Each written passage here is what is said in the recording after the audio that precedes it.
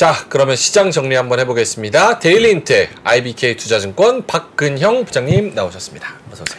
안녕하십니까? 안녕하십니까 부장님. 네, 다들 건강 유의하십시오. 진짜 건강이 제일입니다, 정말. 네. 맞습니다. 네. 건강이 전부입니다, 전부. 맞아요, 진짜. 알겠습니다. 이게 사실 장이 좀 좋으면 네, 안 좋던 건강도 살짝은 있게 되는데 장도 이렇게 안 좋다 보니까 아픈 몸이 더 아픈 것 같습니다. 그렇죠. 뭐 스트레스가 뭐 만병의 근원이니까. 그러니까요. 장이 좀 안 좋을 때는 사실 좀 덮어놓고 좀 다른 걸 좀 해도 되지 않을까요? 뭐 주식을 꼭 사고 팔아야 되나요? 사실 네. 여기 시장에 오래 있으면 있을수록 쉬는 것도 진짜 능력이다. 맞아요. 그 생각이 많이 들어요. 맞아요. 쉴 때는 쉬어줘야 됩니다, 사실. 그렇죠. 그러니까 365일 사실 뭐 저도 이게 그 직업병이라서 해외여행을 어디 나가 있어도 시세판 핸드폰 들고 계속 시세 쳐다보고 있는 그런 병이 좀 있을 수밖에 없거든요. PB들은 어쩔 수 없어요. 네, 공감되죠. 저도 네. 똑같습니다. 사모님이 엄청 싫어하실 텐데. 뭐 그렇죠. 근데 뭐 저희 집사람은 뭐 하나 사주면 크게 뭐 싫어는 안 해요. 능력자. 기브앤테이크군요. 그렇죠. 본인이 원하는 거 겟하면은 뭐 제가 그 크게 뭐 이렇게 벗어나지 않으면 뭐 크게 문제는 안 되는데 이제 그래도 이게 같이 어디 여행에 가면 집중을 같이 해야 되잖아요. 그렇죠. 놀 때도 같이 놀아야지. 그렇죠. 본인 놀러 갔는데 제가 딴 거 하고 있으면 기분이 별로 썩 재미는 없지 않습니까? 그래서 이제 한참 보면은 이걸 이게 내 손에서 이제 이 스마트폰을 던져놓고 시세를 안 보는 그런 어떤 그게 될까? 뭐 그게 이제 직업병이긴 하지만 그게 결국 스트레스잖아요. 그러니까 이런 것들이 이제 최근에 이제 9월달, 10월달 접어들면서 결국은 이런 부분들이 이제 개인 투자자도 마찬가지예요. 이 사고 파는 것에 대한 강박관념이 굉장히 강해요. 현금 들고 있으면 되게 불안해합니다. 주식을 안 사고 있으면 그게 되게 좀 좋지 못한 습관이거든요. 맞습니다. 현금을 들고 있을 것도 당연히 필요하죠. 그리고 또 기다렸다가 느긋하게 사야 되는 시점을 기다렸다든지 이런 게 필요한데 꼭 보면 손절하고 팔아도 또 그걸 가지고 꼭 사야 되는 듯한 그렇죠. 이런 조바심을 가지고 또 뭔가를 해야 되는 그런 것들이 개미 투자들한테 이렇게 약간 잘못된 습관이다. 투자에 대해서. 그래서 그런 것들은 좀 본인들이 트레이닝을 좀 하셔야 됩니다. 손절만 좀 잘 지키고 현금 보유 이런 거 좀 잘 지키고 분할 매수, 분할 매도 이런 거 잘 지키고 이러면 절반이라도 하는 거 아니에요? 맞아요. 사실 어떻게 보면 투자의 원칙이 간단한 거거든요. 무리하지 않고 현금 적당히 가지고 있고 너무 서두르지 않고 근데 그런 것들이 사실 투자하면 자꾸 조바심이 나니까 못 지키는 거죠. 네. 오케이, 알겠습니다. 오늘 시장 동향부터 먼저 짚어주신다면요? 네, 코스피는 17포인트 수준 상승 출발을 보였습니다. 어제 굉장히 좀 공포스럽게 빠지던 분위기에서 그래도 오늘 이제 장이 좀 돌아서는 듯한 어떤 기대감을 가질 수 있는 모습을 보였는데 어제 미국 국채금리 하락을 보였고 또 미국 시장에서 대형 기술주 중심의 큰 폭 상승이 또 영향이 있었거든요. 환율도 약간 움직임이 있어. 그래서 제가 어제도 오프닝 때 첫 마디가 그거였어요. 딴 거 보지 마라. 그러니까 많이 빠졌다고 그냥 덥석 사는 게 아니라 지금은 국채 금리 부분하고 그다음에 원달러 환율 부분, 그 달러 인덱스라든지 환율 부분을 보고 그 변곡점이 나오게 됐을 때 확인하고 좀 뭐 어떤 진입을 하자 이런 이야기를 어제 드렸거든요. 그래서 단순히 뭐 최근에 낙폭이 과해서 뭐 이런 논리를 가지고 사기에는 지금 분위기가 그런 분위기는 아니다고 말씀드렸는데요. 어제 이제 그게 살짝 돌아드는 느낌이 좀 드는 어떤 변곡점이 좀 나왔었죠. 그리고 오늘 같은 경우에 장 막판에 많이 빠졌지만 사실 막판까지도 미국 국채금리 흐름이라든지 환율 흐름도 크게 어떤 변동성이 사실 있던 건 아니었어요. 오늘 장에서도. 그러니까 심리적인 요인이 상당히 강했던 부분이 분명히 있습니다. 그래서 이런 부분들 때문에 외국인 코스피 200이 매수가 아침엔 들어왔고 기관은 코스닥과 선물 매수 출발하면서 다소 조금은 시장에서 약간 돌리는 듯한 분위기가 나오기는 했습니다. 특히 이제 2차전지 관련주가 급반등속이 나왔고요. 장비주도 아침에 좋았고 그다음에 반도체, 철강과 비철금속, 화학, 자동차 부품과 건설, 제약바이오, 5G 통신 장비주 등이 강세 출발을 보였습니다. 그 외에도 뭐 MLCC라든지 PCB, 자율주행, 미용 의료기기, 임플란트, AR, 리튬, 히토리오 이런 테마군들이 강세를 보였는데 다만 이제 오늘 두산 로보틱스가 이제 성공적으로 상장을 했지만 상승폭에 대한 생각들이 좀 달랐던 것 같아요. 뭐 좀 더 강하게 봤던 사람들도 있었던 것 같고 이 정도면 꽤 올라왔다 싶어서 아침에 또 던진 고객들도 꽤 많은 것 같은데 어쨌든 아침에 상승폭이 야 이게 뭐 이렇게 상한가 팍 붙이면서 세게 갔으면 하는 기대가 좀 더 강했던 것 같습니다. 네. 그래서 두산 로보틱스가 아침에 강하긴 했지만 사실은 대조적으로 다른 로보템하고는 오히려 뭐 약간 모멘텀 소멸, 뭐 실망감 이런 것들 때문에 오히려 조정세가 깊게 나왔고요. 주 두산도 상당히 좀 깊게 오전에 조정세가 바로 나와버렸죠. 두산. 그렇죠. 그래서 갭 상승 출발 이후에 기관대와 외국인들의 현물 매도세로 상승폭이 축소됐고 9시 30분경 양시장이 부합 수준까지 밀려버렸습니다. 바로 30분 만에 밀려버렸어요.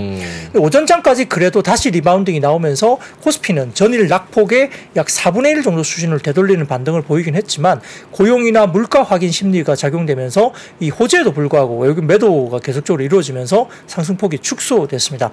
바이오와 2차 전지로 반발 매수가 유입되긴 했고요. 반도체는 약간 차별했던 시스템이 나왔는데 삼성전자는 빠지고 SK하이닉스는 장중 급등세가 보였죠. 이건 좀 이따 설명을 드리겠고요. 그래서 코스닥은 반등에도 개인 매물이 계속 출회가 됐습니다. 2차 전지, 엔터, 반도체 등 주력 업종이 반등에 기여하긴 했지만 거래대금이 감소했고 개인의 신용 상환 그리고 양도세 회피 매물 출회도 일부 나온 것으로 추정을 할 수 있습니다.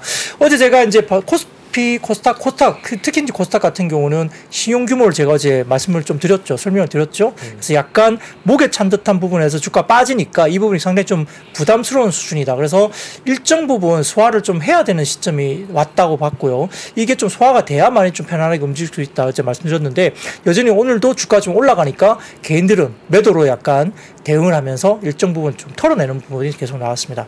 특히 코스닥이 그랬습니다. 오들면서 추가 변동성이 대비하면서 시장이 약해지고 하락 반전에 접어들었는데 외국인들이 현선물 매도를 확대했고 개인도 코스닥 매도에 나서면서 하락했습니다. 특히 코스닥은 말씀드렸던 신용 상환과 양도세 회피 관련 매물이 장중 내내 영향을 주면서 800선으로 내려왔죠. 뭐 거의 801포인트 정도로 끝났나요? 네. 거의 800포인트 정도 내려왔습니다. 6일에 발표 예정인 미국의 9월 고용보고서 대기 심리가 작용했는데 수급 부담 요인이 더 큰 것으로 추정이 됩니다. 고용보고서가 만약에 서프라이즈하게 나오면 또다시 이건 좀 약간 시장에 우리가 기대하지 않는 모습일 수 있어요. 고용보고서가 조금 좋지 않게 나와야 금리를 더 올리지 않고 약간 시장에는 오히려 악재가 되지 않고 호재로 작용할 수 있을 것 같은데 고용보고서가 또 만약에 굉장히 좋게 나와버린다면 다소 좀 부담스러울 수 있겠죠. 이런 것들이 좀 여러 가지 심리가 작용한 것 같습니다. 네. 그래서 오전까지는 반도체를 필두로 전일 낙폭이 컸던 2차전지, 바이오 등 반등이 확대됐지만 상승 업종들도 오름폭을 줄여 마감했고요. 통신, 기계, 금융주는 약세 흐름을 이어갔습니다. 매물 소화 과정이 계속 이루어지고 있고요. 뭐 전반적으로 변동성이 확대되는 구간 그리고 연말이 가까워지면서 높은 수준을 유지됐던 신용 잔고가 줄어들고 있고 특히 개인 선호도가 높았던 종목들 중심으로 지금 변동성이 굉장히 커지고 있습니다. 그래서 잠재적인 매물은 또 주가 반등 과정에서 부담이 작용될 수 있긴 하지만 펀더멘털 수준을 넘는 또 매물 압력은 오히려 또 연말에 매수 기회를 만들어 주었던 역사적인 흐름이 있었기 때문에 이것도 좀 저희가 좀 봐야 될 것 같고요. 당분간은 연 내내 주가 많이 오르면서 개인 선호가 좀 높았던 중소형주 중심은 조금 수급 부담이 아직은 있어 보이고 오히려 조금 대형주 그러니까 수급 부담이 좀 적은 대형주 특히 이제 최근에 턴어라운드 되고 있는 반도체 섹터 중심으로 좀 대형주 접근이 좀 더 유리하지 않느냐 이렇게 분석이 좀 많이 나오는데요. 첫 번째 사진 띄워주시면 이게 이제 이베스트 투자증권에서 나온 사진인데 이게 이제 코스피 PBR 사이클로 보면은 2008년 저점 부근에서 반등을 준다. 이게 뭐냐면은 쉽게 말하면 0.8배, PBR 0.8배 초반 정도 수준은 깨지 않았다는 겁니다. 과거 수준에. 그래서 0.8배 수준 역사적으로 거의 깨기가 힘든 가격 구간이다. PBR 기준으로 봤을 때 이게 이제 이베스트 투자증권의 리포트가 나왔었는데 그럼 0.8배 수준은 어느 정도 수준인가요? 이제 현재 트레이딩 PBR 수준에서는 현재 주가 지수가 코스피가 한 0.87배 정도 됩니다. 0.87배. 그리고 0.9배 정도로 보면은 2487포인트 정도 수준이라고 볼 수 있습니다. 그래서 2400이 좀 깨지면 0.8배 수준 가까워지는 구간이기 때문에 뭐 2400 깨지면서 예를 들어 2300 뭐 요 구간 정도 사이까지 빠지면 분할로 조금은 좋은 종목은 중장기적으로 좀 사야 되는 뭐 가격 구간이 아니냐라고 일단 이베스트 투자증권 리포팅을 했기 때문에 네. 이것은 참고를 해볼 만한 어떤 자료로 가져와 봤습니다. 네. 오늘 그 데이터를 보니까 우리 시장에서 PBR 1배 미만인 종목 수가 531개. 많죠. 그래서 제가 그거 보고 우리 시스템적으로 일본처럼 PBR 1배 미만 돈 많이 못 벌고 주주 환원 정책 안 하고 제대로 주가 관리 안 하는 애들 나가라 너네. 굳이 상장할 필요가 없잖아요. 그 얘기했더니 이제 같은 패널 분들이 엄청 당황하시더라고. 식은땀 나죠. 아니 맞지 않아요? 자, 이제 긴 이야기는 좀 다음에 하시고요. 아니 그렇잖아요. 그러니까 네. 이런 게 좀 있어요. 그러니까 주식하는 사람 입장에서는 네. 아예 주가 관리 신경 안 쓰고 주주 환원 정책 안 하고 그냥 주주를 약간 엑스보드 타는 그냥 그런 기업들 있잖아요. 맞아요. 근데 한국의 주주 신화 정책은 확실히 아직은 좀 부족한 면들이 있죠. 네, 투자자 입장에 서운할 때가 많습니다, 솔직히. 일본처럼 PBR 1배 미만? 그럼 너네 여기 지금 상장 왜 돼 있는 거니? 나가. 이게 맞지 않나? 뭐 그렇죠. 근데 이제 모르겠어요. 이게 뭐 주가가 계속 역사적으로 계속 PBR 1배 미만에서 계속 놀았다. 그럼 문제가 있는 거죠. 그러니까 뭐 주주 환원이 굉장히 약하고 뭐 한국의 사실 증시의 디스카운트 요인이기도 해요. 해외 쪽보다는 그런 부분이 있는데요. 근데 뭐 또 반대로 생각하면 뭐 미국은 기술주들이 뭐 100배, 200배 막 날아가는 종목도 굉장히 많거든요. 그러면 이제 한국은 왜 100배, 200배 안 줘? 이럴 수도 있는 거잖아요. 예를 들면. 그러니까 뭐 양면의 어떤 그런 면이 분명히 있는 것 같긴 한데 뭐 정답은 없죠. 정답은 없는데 그걸 갖다가 뭐 법칙으로 잡아서 뭐 나가 강제적으로 할 수는 없는 거고 그런 것들에 대한 어떤 뭐 모르겠어요. 뭐 주주들의 운동?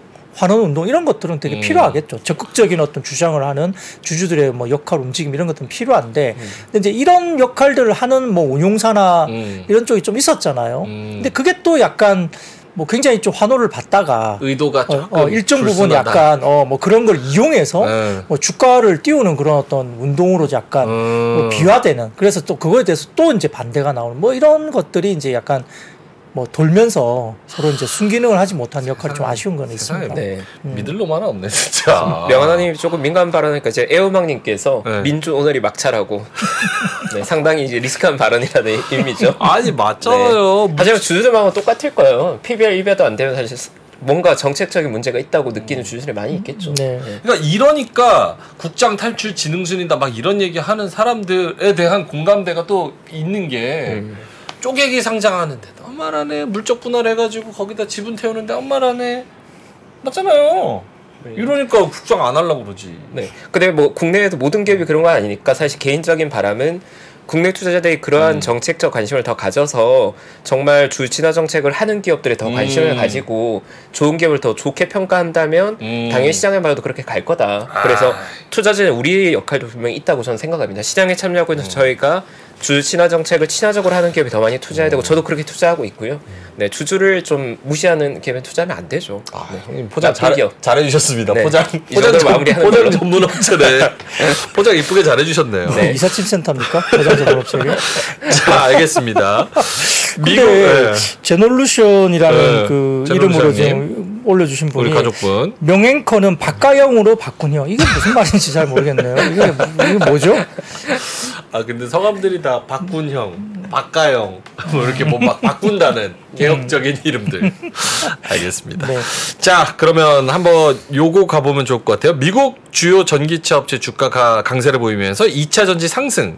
네, 어제 2차 전지주가 사실 뭐 폭락 수준 정도까지 빠졌었기 때문에 굉장히 좀 어려운 부분이 분명히 있었고요. 네. 사실 뭐 최근 이렇게 2차 전지 관련 특히 양극재 부분들이 빠지는 정도를 보면 고점 대비해서는 패닉 수준이에요, 사실은. 그래서 뭐 고점에서 사신 분들은 지금 거의 죽어나가다시피 하신 거 아닌가요? 힘들죠. 더군다나 뭐 레버리지까지 썼다는 고객들 입장이면 벌써 계좌 다 털리고 네. 지금 뭐 거의 힘든 계좌 국면까지 와 있는 수준까지 주가가 사실 고점 대비해서는 빠졌습니다.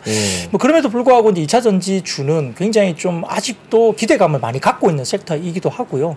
아마 어제 심층 인터뷰 시간에 아마 2차 전지 관련된 뭐 어제 방송에 아마 있었던 걸로 지금 기억을 하는데 그 내용은 제가 보지는 못했습니다. 다른 일 때문에 좀 바빠서 못 봤는데 여튼 지금 개인 투자자들이나 이쪽은 굉장히 좀 기대감을 많이 갖고 있는 그런 쪽이겠죠.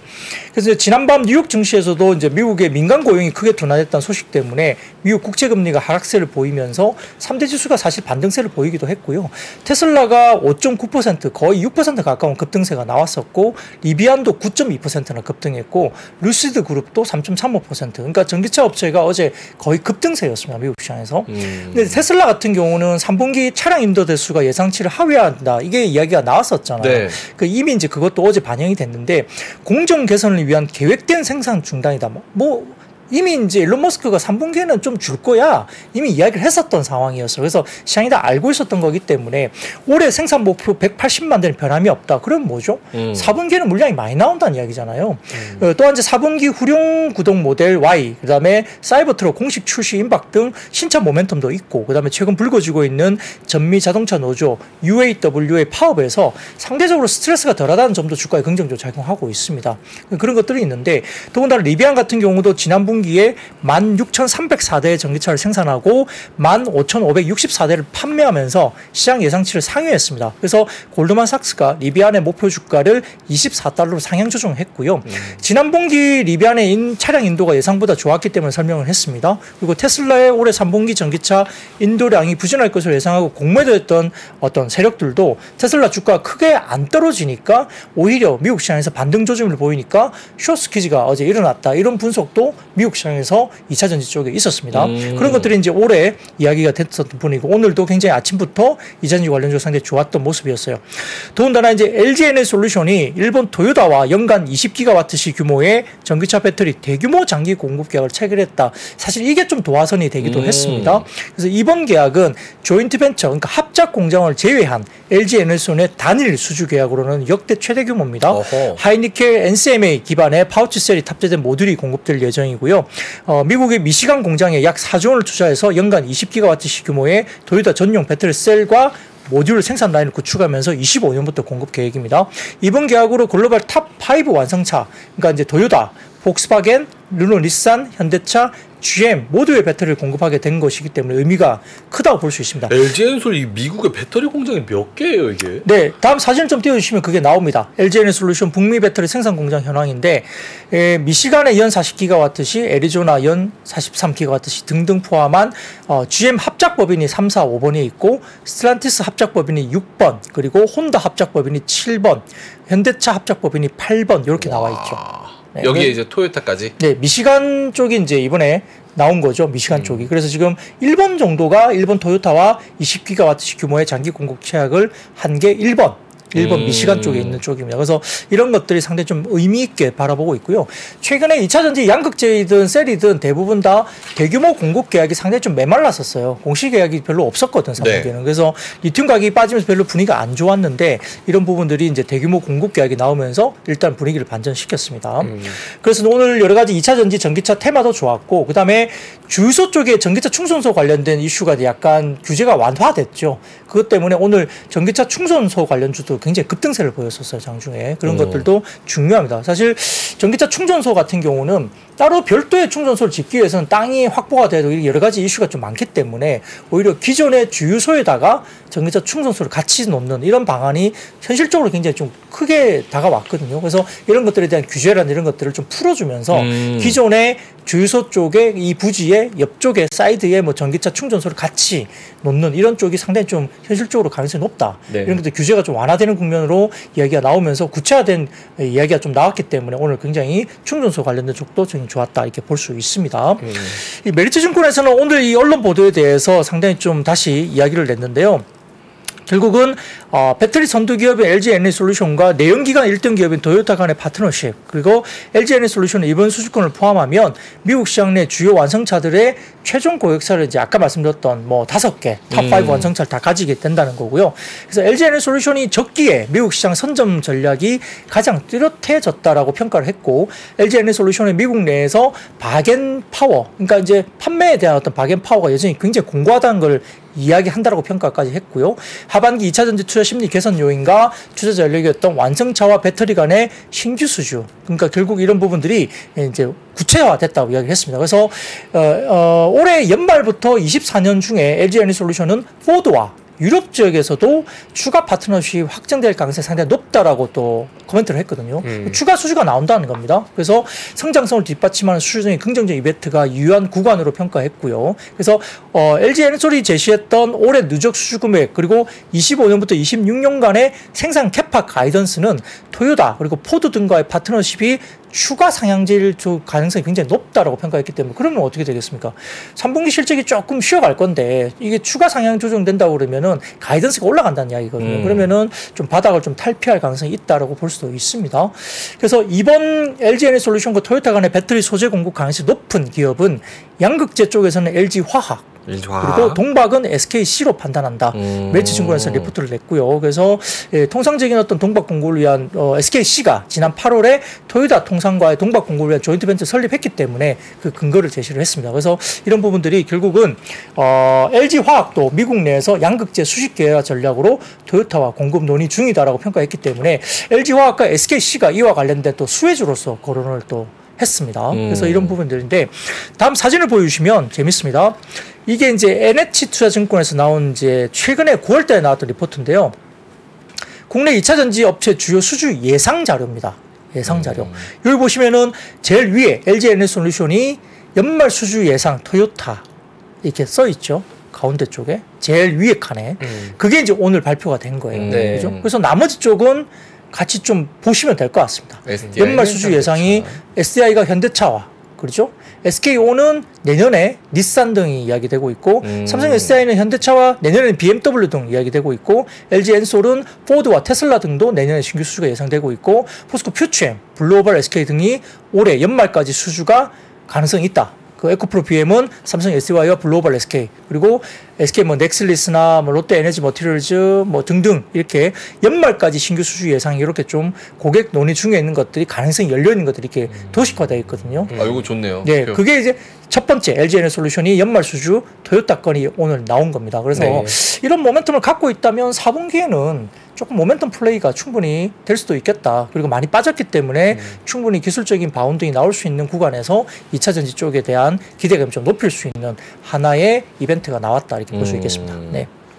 제 친구가 SK온 다녀서 그 조지아의 공장에서 프로젝트 매니저 하고 있다고 이제 몇 번 말씀을 드렸는데 얘기 들어보면 LG엔솔이 배터리 진짜 잘한대. 그쵸. 네, SK 내에서도 중에서는 쟤네 진짜 잘한다. 뭐 이런 얘기를 한다고 하더라고요. 네, 실제 뭐 그 저도 이제 실리콘 국제 관련된 종목들도 제가 이제 탐방을 가서 이제 직접 되게 많이 만나봤거든요. 2분기 때 만나봤는데 이게 보니까 결국 엔솔, 엔드 그 외 기업 이렇게 이야기할 정도로 확실히 LG엔솔이 뭐 기술력이라든지 시장 바게닝 파워는 확실히 좋다. 이렇게 이야기를 할 정도로 셋업체에서의 지위는 어느 정도 리더로서의 지위를 공고히 한 것 같아요. 네, 그 부분은 다들 인정을 하는 분위기였습니다. 오케이, 알겠습니다. 그래서 LG엔솔 이런 긍정적인 뉴스들 좀 나왔다는 거 배터리까지 이야기를 해봤고요. 반도체로 넘어갑니다. 8월 반도체 생산 13개월 만에 증가세 전환 소식 등의 관련주가 또 오르는 모습. 네, 뭐 사실 어제도 반도체 이야기를 사실 드렸었잖아요. 네. 그래서 반도체 쪽은 어제 많이 빠진 시장에서 버텼다고 말씀을 드렸었고 뭐 그 부분 때문에 시장에서 아직까지 기대감이 높은 섹터로 말씀드렸는데 역시 오늘도 반도체 특히 하이닉스가 굉장히 좋았고요. 하나마이크론이었나요? 오늘 뭐 급등 나왔죠. 5%대 급등이 또 나왔습니다. 지금 이제 어제도 말씀드렸지만 8월 전 산업 생산이 30개월 만에 가장 큰 폭으로 증가한 가운데 반도체 생산이 전월 대비 13.4% 증가했다고 어제 제가 그거는 이제 설명을 드렸었고 그 관련해서는 이제 도표도 보여드렸고요. 네. 설명이 됐습니다. 그래서 13개월 만에 증가세로 전환한 겁니다. 그리고 뉴욕 시장에서도 어제 필라델피아 반도체 지수도 강세 마감을 했고 AMD가 4% 가까이 올랐고요. ASML도 3.5% 그리고 TSMC도 1.48, 엔비디아도 1.2% 상승세. 어제 미국장에서도 필라델피아 반도체 지수가 상당히 좋았다는 겁니다. 그런데 오늘 어떤 이슈 때문에 삼성전자와 SK하이닉스를 갈라놨느냐, 네. 서로 갈라놨냐 이게 뭐냐면 삼성전자가 미국의 엔비디아 쪽에 GPU 쪽에 들어갈 HBM 수주 관련해서 기대감이 있었어요. 왜냐하면 관련된 샘플 제공했고 이 관련해서 수주를 거의 땄다. 이렇게 과거에 기사가 한번 나온 적이 있었거든요. 그래서 엔비디아 쪽에 들어가는 쪽으로 시장은 알고 있었습니다. 근데 오늘 기사가 나온 것이 삼성전자가 이 HBM 수주에 난항을 겪고 있고 실제 HBM3 샘플은 엔비디아 쪽에 제공이 됐지만 수율 문제로 최종 계약까지 이어지기는 상당히 좀 아직은 좀 난항을 겪고 있다. 혹시 안 될 수도 있다. 뭐 이런 뉘앙스로 기사가 나왔어요. 그러다 보니까 결국은 당분간은 SK하이닉스가 HBM 관련해서는 엔비디아 쪽에 독점적인 공급권이 상당히 좀 더 공고하게 갈 가능성이 높다. 이런 식으로 해석이 된 거죠. 엔비디아가 HBM3P 그것도 명칭 쓰지 말라고 삼성전자는 뭐 그렇게 이야기를 뭐 했다고 기사는 그렇게 나왔어요. 근데 뭐 삼성전자가 확인해 준 건 아니니까 그러니까요. 그걸 뭐 기자분이 어떤 근거로 썼는지 모르겠지만 아무튼 기사가 그런 식으로 나왔습니다. 기사가 된다 그랬다가 기사가 또 안 된다 그랬다가 참. 요즘에는 특히 뭐 다 아시겠지만 단독 이렇게 나온 거예요. 이게 오보가 되게 많고 그쵸. 잘못 또 기사가 나오면서 다음에 또 정정이 되거나 되게 좀 이슈가 많기 때문에 기사를 100% 믿을 수는 없어요. 다만 이제 이런 것들이 이제 나오다 보니까 좀 오늘은 상대적으로 삼성전자가 조금 꺾이고 그렇다고 급락한 건 아닙니다. 약간 못 올라가고 오히려 이제 SK 하이닉스가 급등세가 나오는 오히려 그런 세가 나왔죠. 그러니까 오늘 장중에 봤는데 제가 종가는 못 봤지만 삼성전자 우선주는 또 플러스권이었어요. 네. 본주는 마이너스권이었고. 그러니까 약간 또 희비가 그렇게 이거 하나 가지고 삼성전자 막 급락하는 그런 분위기는 아니었기 때문에 네. 조금 지켜봐야 될 것 같습니다. 그래서 상상인증권에서는 오늘 또 리포트가 나오기도 했습니다. SK 하이닉스 관련된 이슈가 나왔는데요. 올해 가격 프리미엄이 높은 HBM3를 단독 공급하면서 가파른 실적 개선폭을 아마 이어갈 것으로 추정을 했습니다. 그리고 HBM3E 생산이 본격화될 내년 하반기에는 가격 프리미엄이 HBM3에서 3E로 전이될 것으로 예상된다. 이건 당연하겠죠. 새로운 어드밴스된 어떤 HBM이 이야기 나올 거니까. 네. 그리고 메모리 경우에 수요 회복은 지연되고 있지만 적극적인 공급 조절로 수급 균형이 맞춰지는 상황이라고 보고 있고 PC와 스마트폰 수요 회복 지연과 대비되는 HBM 그리고 고용량과 고성능 메모리 수요 증가가 탄력을 받을 것으로 추정했습니다. 이거는 뭐 계속적으로 반복되는 리포트들이 계속 나오고 있는 거고요. 네. 이에서 이제 3분기 매출액과 영업 손실은 SK 하이닉스가 매출액은 3분기 7조 8,486억 그리고 영업 손실은 1조 4,954억으로 이야기를 했습니다.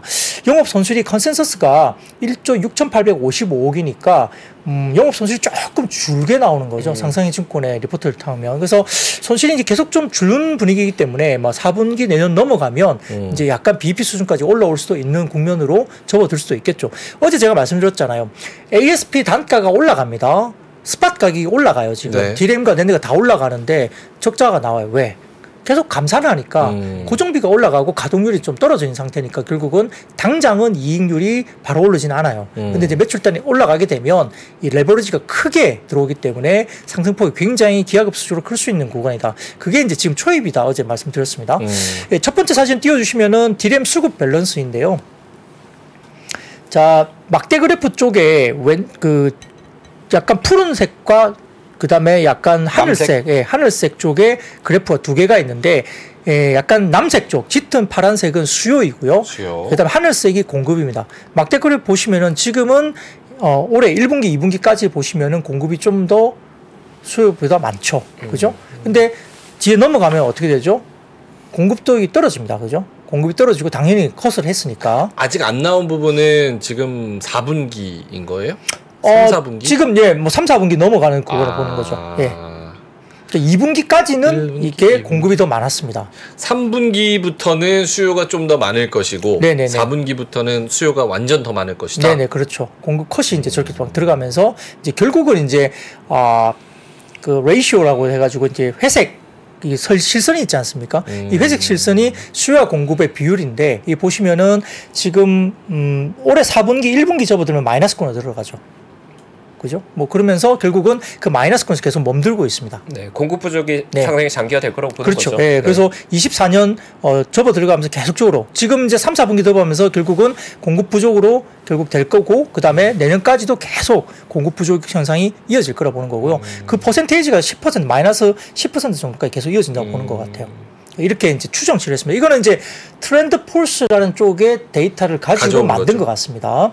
그 다음 사진 보시면은 컴퓨팅 영역 확장에 따른 글로벌 반도체 매출액인데요. 이 보시면은 결국은 2020년대 넘어가면서 AI 쪽, 파란색 쪽 이쪽에 대한 영역에 대한 반도체 매출이 굉장히 커질 수밖에 없는 거죠. 모빌리티 쪽은 그냥 거의 플랫하게 보는 것 같아요. 그래서 결국은 AI 쪽의 확장성에 대해서 이야기를 하고 있는 것 같습니다. 이게 셈이라는 쪽의 자료를 가지고 아마 만든 것 같아요. 반도체 예. 매출. 그리고 다음 사진 보시면은 DDR4와 DDR5 범용 제품 가격 추이인데요. 역시 제가 어제도 스팟 제품 가격 말씀드렸잖아요. 끝에 보십시오. DDR4와 DDR5 범용 제품들이 가격들이 고개를 들기 시작했습니다. 쭉 빠지는 흐름에서 이제 올라가는 쪽으로 상승 쪽으로 고개를 들기 시작했거든요. 그러니까 DDR4와 DDR5 공이 범용 제품 가격은 올라가는 쪽으로 본다는 겁니다. 그래서 이런 것들은 결국은 레거시 제품까지 올라간다면 결국 전공정단도 어떻게 보면 기대를 가질 수 있는 구간으로 접어드는 거죠. 그래서 최근에 유진테크 같은 종목들이 꽤 움직임이 있고요. 주성 엔지니어링, 유진테크도 들썩들썩합니다. 네. 이런 것도 좀 보셔야 될 것 같고요. 네. 그래서 오늘 이런 부분에서 하나머티리얼즈가 결국 이제 오늘 리포트가 나오면서 상당히 좀 좋은 모습을 보였고요. 그다음에 주성 엔지니어링, 뭐 SDI 뭐 등등등 관련된 종목들 괜찮았고요. 다음 사진 보시면 재밌습니다. CT에서 나온 자료인데요. 이게 리포트예요. 근데 이 CT 이쪽은 사실 외국인들은 참 재밌는 리포트를 많이 내는데 어떤 근거로 이렇게 컨빅션을 가지고 쓰는지 모르겠지만 이 내용을 보시면 어떤 내용이냐면 90 days 90일간 하이닉스가 오른다.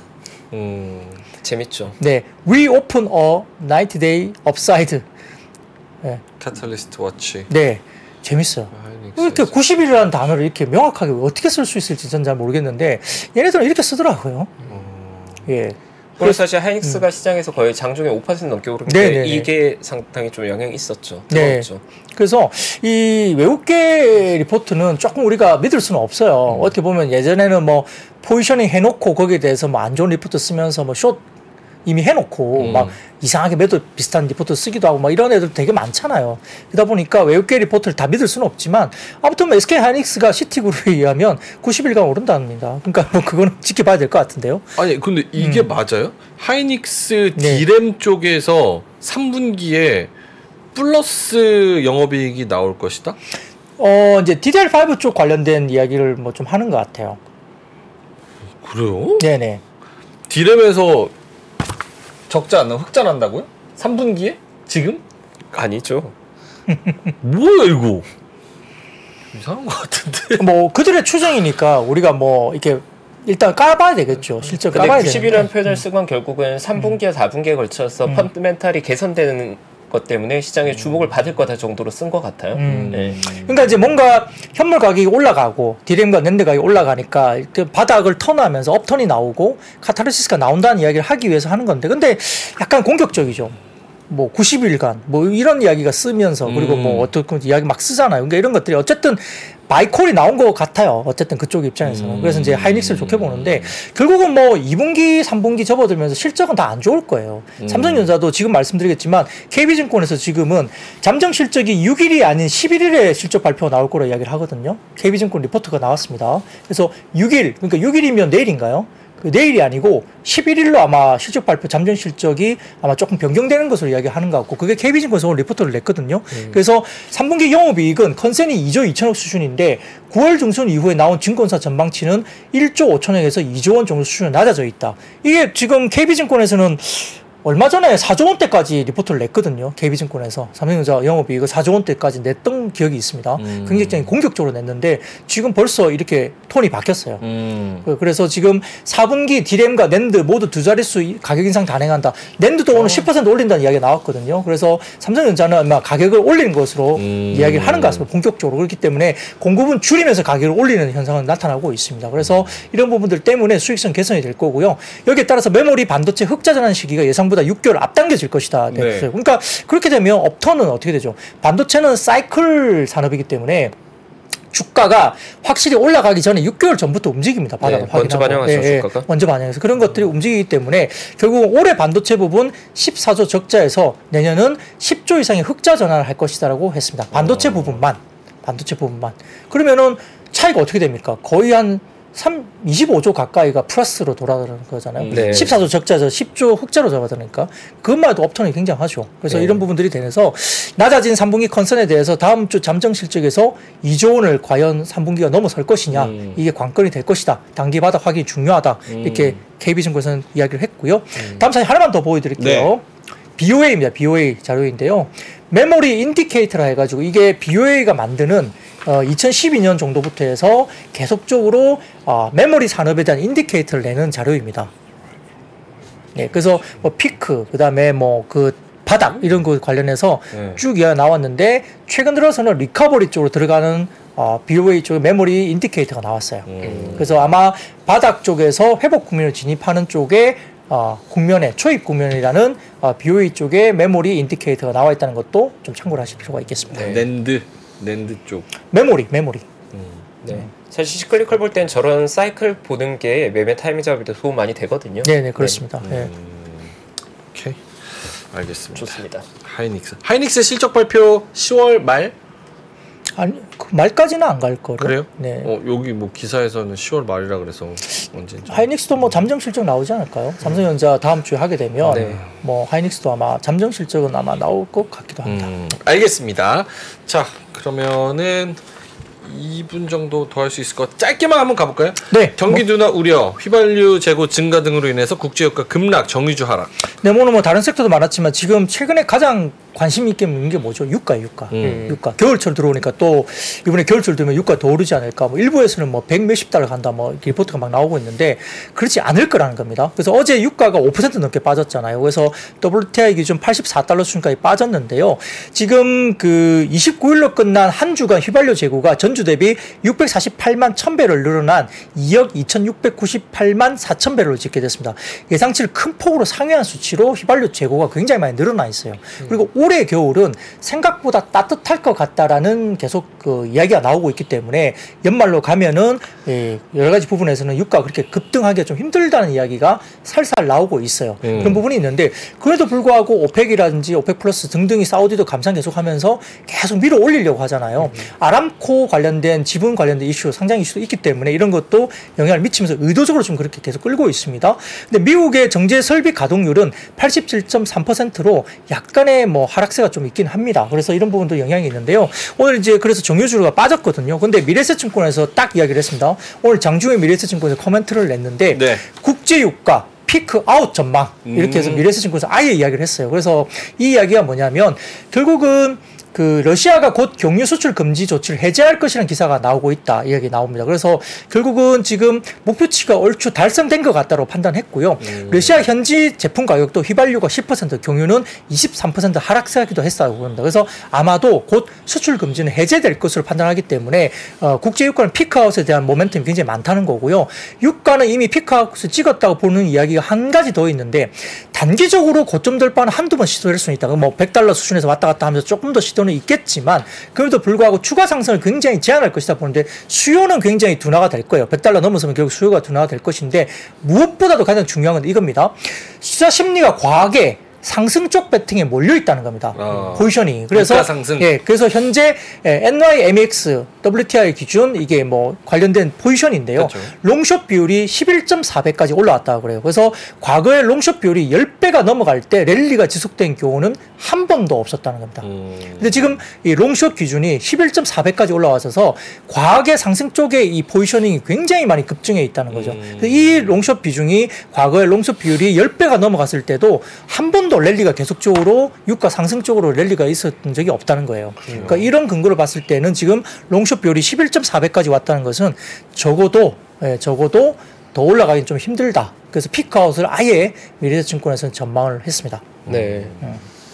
과거 롱숏 비율이 10배가 넘어갈 때 랠리가 지속된 경우는 없었는데 지금 롱숏 비율이 11.4배다. 네네. 이랬으면 좋겠네요. 근데 이제 이게 미래에셋증권만 이야기하는 게 아니고요. 하나증권에서도 최근에 그 100달러 넘기기 힘들 거다 이야기를 다 내고 있습니다.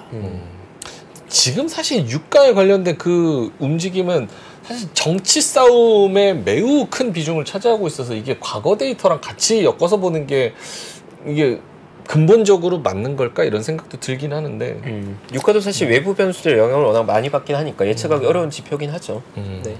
오케이, 알겠습니다. 자, 오늘 2차 전지, 반도체 그리고 유가 그리고 시장 동향까지 짚어주신 우리 박근형 부장님, 데일리인트 IBK 투자증권 박근형 부장님이었습니다. 고맙습니다. 감사합니다. 감사합니다, 부장님. 네. 외환위기 오는 거 아니에요? 금융위기 오는 거 아니에요? 이런 질문들을 좀 굉장히 많이 받았었습니다. 탐욕이 되게 강했을 때 위험자산으로서의 극단적인 쏠림이 나타나고 공포감이 극에 달했을 때 안전자산으로서의 극단적인 쏠림이 나타나거든요. 과거의 일이 미래에 똑같이 일어난다 이건 아니지만 그때 당시에 위기 상황에서는 어떤 공통점들이 있었는지를 보면서 우리가 대비를 하는 방법도 고민해 볼 수 있고요. 과거를 제대로 이해하는 순간 위기의 실체가 드러납니다. 오건영의 현실 경제 이야기를 서점에서 만나보세요.